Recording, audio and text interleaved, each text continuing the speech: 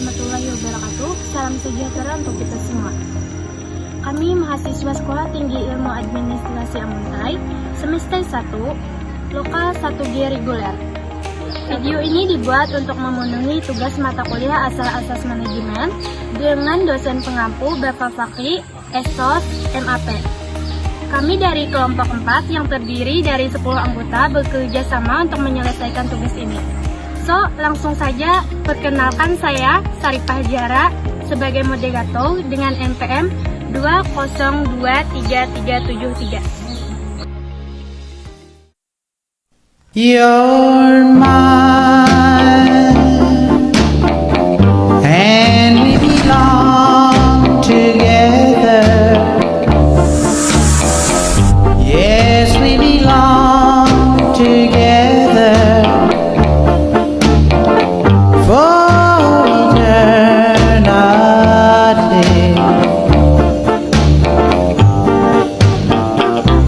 You're mine,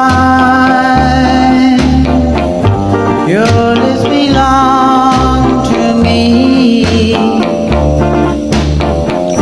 Yes, they belong to only me.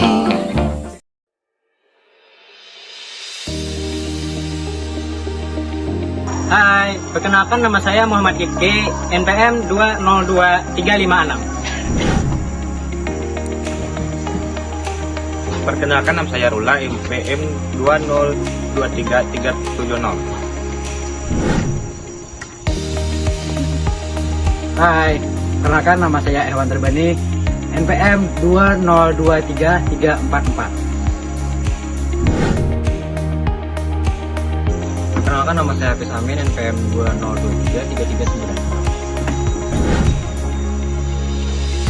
Saya Yolanda Amalia, NPM 2023379.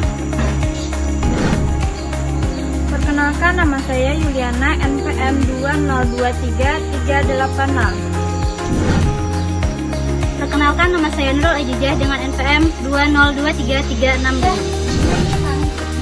Perkenalkan nama saya Fitriani, NPM 2023336. Perkenalkan nama saya Hawa Azhara, NPM 2023340. Di sini saya akan menjelaskan apa pengertian manajemen. Manajemen adalah disiplin ilmu yang meliputi proses perencanaan, pengorganisasian, pelaksanaan dan pengendalian sumber daya yang ada untuk mencapai tujuan tertentu.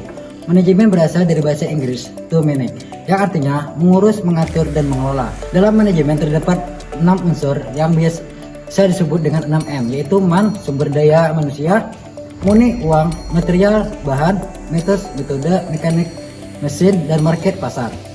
Manajemen juga memiliki beberapa fungsi.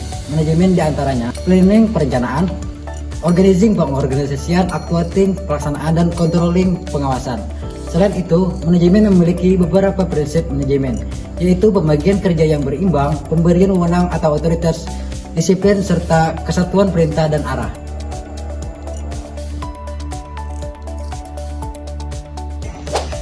Pengertian kepemimpinan. Kepemimpinan adalah suatu proses yang dilakukan seseorang untuk mengarahkan, membimbing, dan memengaruhi perilaku serta cara kerja orang lain demi tercapainya tujuan. Selain itu, kepemimpinan merupakan kemampuan seseorang dalam posisi manajemen untuk membujuk atau memacu bawahannya agar mau bekerja dengan percaya diri.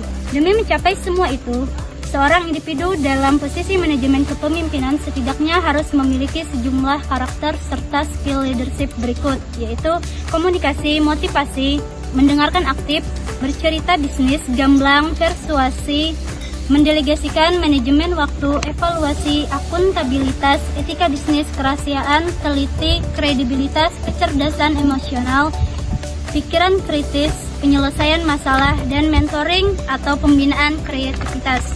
Oleh karena itu, kepemimpinan adalah bagian strategis dari manajemen yang efektif. Kepemimpinan memiliki 3 aspek penting, yaitu seorang pemimpin harus melibatkan orang lain. Kepemimpinan mencakup distribusi kekuasaan. Kepemimpinan sebagai kemampuan dalam menggunakan kekuasaan. Setelah kita mempelajari apa itu manajemen dan kepemimpinan, lalu apa sih manajemen kepemimpinan itu? Manajemen kepemimpinan adalah sebuah keahlian berorganisasi yang terdiri dari ilmu manajemen dan leadership skill. Manajemen kepemimpinan juga bisa diartikan sebagai keterampilan untuk mengatur suatu organisasi yang dibarengi dengan kemampuan untuk memimpin, mengarahkan, dan memotivasi dengan cara yang efektif dan efisien. Individu yang merangkap fungsi manajemen kepemimpinan dalam suatu organisasi biasanya adalah manajer atau pemimpin utama perusahaan. Selain itu, seorang manajemen kepemimpinan harus dapat menetapkan tujuan dan meraih serta mempertahankan kesuksesan perusahaannya, dapat memberikan setiap jenis pekerjaan dan membaginya secara efektif kepada tim atau individu yang ditunjuk atau melakukan proses pengorganisasian, memotivasi tim, merancang sistem penilaian, dan memajukan orang atau staf. Adapun pokok-pokok manajemen kepemimpinan. Pokok-pokok ini terbagi menjadi 3, yaitu yang pertama, kepemimpinan autokratis. Kepemimpinan ini adalah gaya kepemimpinan di mana seorang pemimpin mempunyai kendali penuh untuk memilih kebijakan serta prosedur, menetapkan tujuan apa yang ingin dicapai, dan mengarahkan serta mengawasi semua aktivitas organisasi tanpa partisipasi bawahan. Indikator dari gaya kepemimpinan autokratis adalah sentralisasi wewenang, produktivitas kerja, manajemen setiap keputusan yang dianggap sah, dan pengikut-pengikutnya wajib menerima perintah tanpa pertanyaan. Kedua, gaya kepemimpinan. Gaya kepemimpinan demokratis adalah gaya kepemimpinan yang memperhatikan kepentingan banyak orang yang mengambil keputusan. Gaya ini memfokuskan pada partisipasi aktif dari bawahan. Indikator dari gaya kepemimpinan demokratis adalah hubungan baik antar pemimpin dengan pegawai, penghargaan terhadap pegawai, dan manajemen mendengarkan aspirasi bawahannya. Yang ketiga, kepemimpinan yang bebas. Kepemimpinan ini adalah gaya kepemimpinan yang merupakan kebalikan dari kepemimpinan autokratis. Dalam kepemimpinan ini, sang pemimpin biasanya menunjukkan perilaku yang pasif dan seringkali menghindar dari tanggung jawab. Apa itu kepemimpinan yang efektif? Kepemimpinan yang efektif di mana agar tujuan organisasi pemerintahan dapat tercapai dengan baik, maka dibutuhkan kepemimpinan yang efektif. Pemimpin yang efektif ialah pemimpin yang tinggi dalam kedua dimensi kepemimpinan.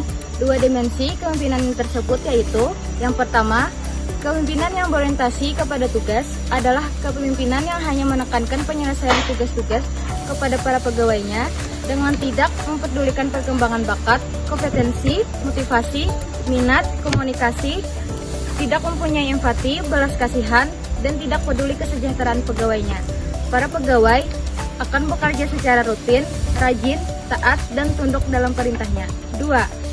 Kepemimpinan yang berorientasi kepada hubungan antar manusia. Kepemimpinan ini hanya menekankan perkembangan para pegawainya, kepuasan mereka, motivasi, kerjasama, pergaulan, dan kesejahteraan mereka. Pemimpin ini berasumsi bila para pegawainya diperlakukan dengan baik, maka tujuan organisasi kepemimpinan akan tercapai. Apa itu motivasi? Motivasi berasal dari kata mover yang berarti dorongan atau menggerakkan. Pada dasarnya, motivasi itu hanya ada 2, yaitu untuk meraih kenikmatan atau menghindari dari rasa sakit atau kesulitan.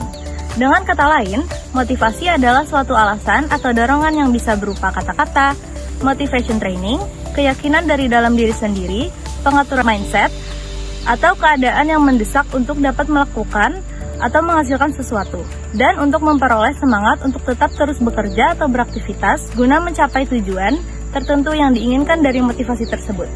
Motivasi mengandung 3 elemen penting, yaitu 1. Bahwa motivasi itu mengawali terjadinya perubahan energi pada diri setiap individu manusia. 2. Motivasi ditandai dengan munculnya rasa atau feeling, afeksi, dalam kurung, rasa kasih sayang, perasaan-perasaan, dan emosi yang lunak seseorang. 3. Motivasi akan dirangsang karena adanya suatu tujuan. Langsung saja saya akan menjelaskan apa itu pengertian manajemen pemotivasian. Manajemen pemotivasian merupakan suatu proses dan rangkaian kegiatan yang dilakukan oleh seorang atasan dalam memberikan inspirasi, semangat, dan kegairahan kerja, serta dorongan kepada bawahan untuk dapat melakukan suatu kegiatan yang semestinya. Dengan demikian, individu tersebut didorong perilaku dan bertindak mencapai tujuan. Motivasi dimaksudkan setiap perasaan, kehendak, atau keinginan yang sangat mempengaruhi kemauan individu. Dalam motivasi, terdapat 4 asumsi dasar, yaitu 1. Motivasi adalah hal-hal yang baik. 2. Motivasi adalah suatu dari beberapa faktor yang menentukan prestasi kerja seseorang. 3. Motivasi bisa habis dan perlu ditambah sewaktu-waktu. 4. Motivasi adalah alat yang dipakai untuk mengatur hubungan pekerjaan dalam organisasi. Oke, di sini saya akan menjelaskan apa itu fungsi-fungsi pemotivasian manajemen. Seorang manajer atau pemimpin harus memiliki kemampuan diri, keahlian lebih tinggi daripada bawahannya.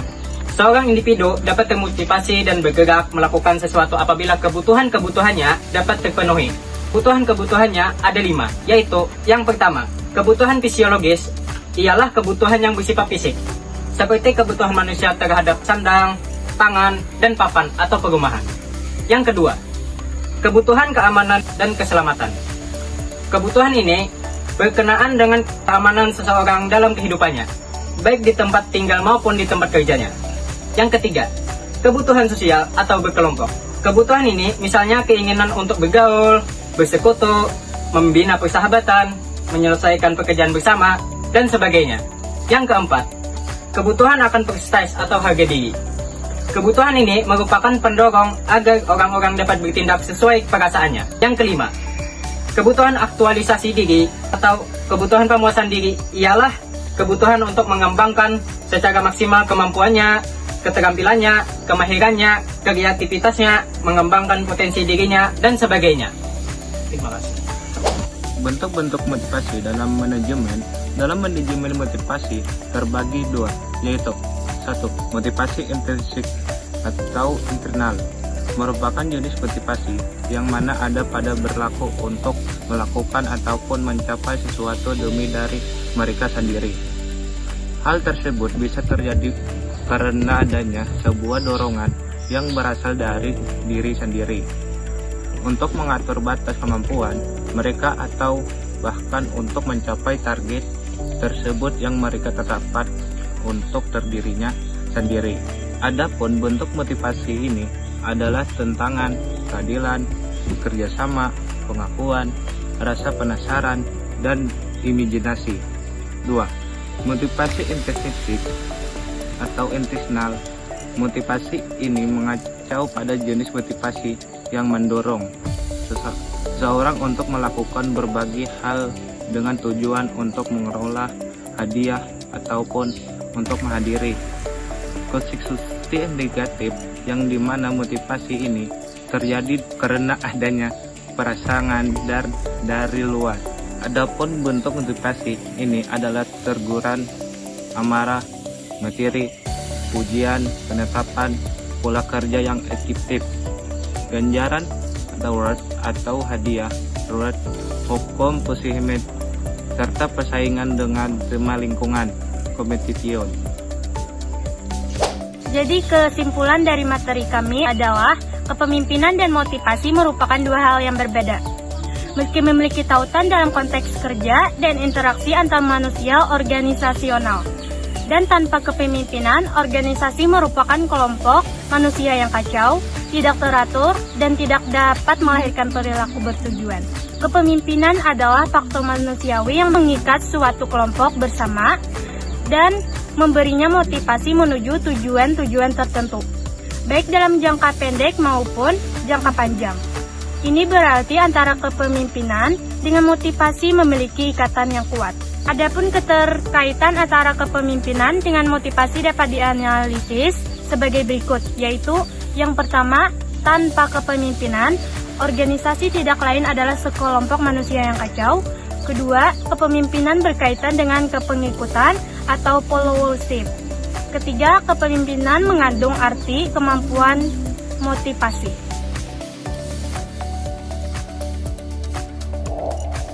Sekian presentasi dari kelompok 4. Terima kasih. Wassalamualaikum warahmatullahi wabarakatuh. Dadah!